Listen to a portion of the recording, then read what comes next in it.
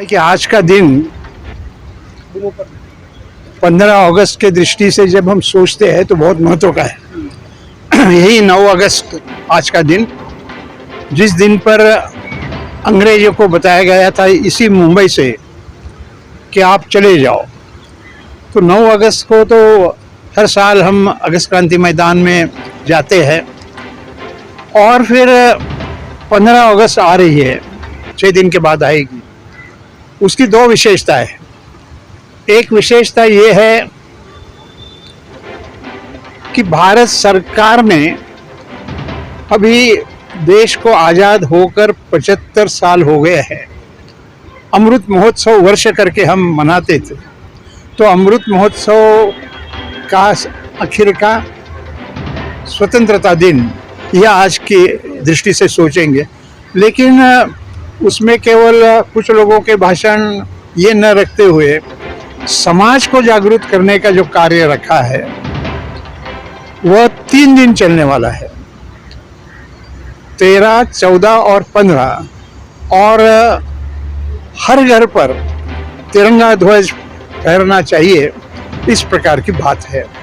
तो मुझे ऐसा लगता है कि हमेशा से ये अलग है, और ये अलग इसलिए है कि घर घर में तिरंगा फहराने के निर्णय है। उस दिन जब देखेंगे तो पता चलेगा कि किस प्रकार का माहौल जब समाज जागरूक होता है तो होता है। और ये समाज जागृति का और ये संकल्प करने का कि भाई हम अमृत महोत्सव में वर्ष में समाप्ति पर है, तो ये देश की आज़ादी का उपयोग हम और अपना देश विकसित करने के लिए, देश को नए ऊंचाई पर लेने के लिए करें। इस प्रकार का 15 अगस्त को देखा तब पता चलेगा। और मैं मानता हूँ कि हमारे जैसे लोगों में, हमारे जैसे, मैं इसलिए कह रहा हूँ कि मेरी उम्र भी 88 पूरी हो गई है, तो शताब्दी का कार्यक्रम तो हम नहीं देख पाएंगे, आप जैसे लोग देख पाएंगे।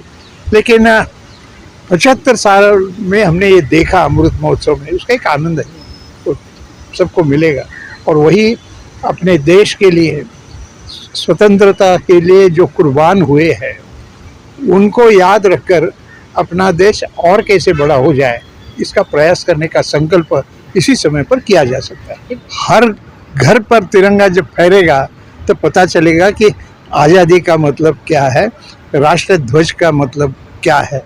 और जिस भूमिका में देश को आज़ादी प्राप्त होने के बाद हम दुनिया में एक बड़ा देश करके अब स्थापित हुए हैं, लेकिन केवल बड़ा देश है, जनतंत्र का बड़ा देश है, इतना काफ़ी नहीं है। तो हम सभी दृष्टि से दुनिया में सबसे बड़ा देश है, ये संकल्प करने का ये अवसर है। सर, एक आखिरी सवाल है, जब ये देश से जुड़ा कोई मुद्दा होता है, वैसे तो हर एक मुद्दे पे पॉलिटिशियन लोग डिबेट करते हैं, उसको बड़ा मुद्दा बनाते हैं, एजेंडा बनाते हैं, लेकिन इस मुद्दे को भी वो कहीं ना कहीं राजनीति से जोड़ा जा रहा है और इस अभियान का भी विरोध कर रहे हैं। सर नहीं, कौन कर रहा है? सर, अपोजिशन पार्टी कर रही है। नहीं, कौन? नाम ले लो ना। कांग्रेस कर रही है, सपा कर रही क्या? है।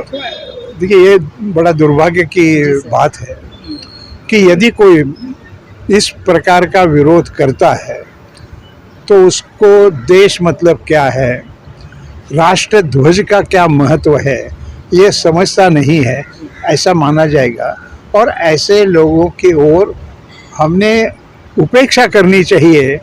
ऐसे लोग तो कुछ हो सकते हैं, लेकिन मैं नहीं मानता हूँ कि पार्टी के तौर पर कोई राष्ट्र ध्वज का इस प्रकार का अपमान करेगा, ऐसा मैं नहीं मानता हूँ।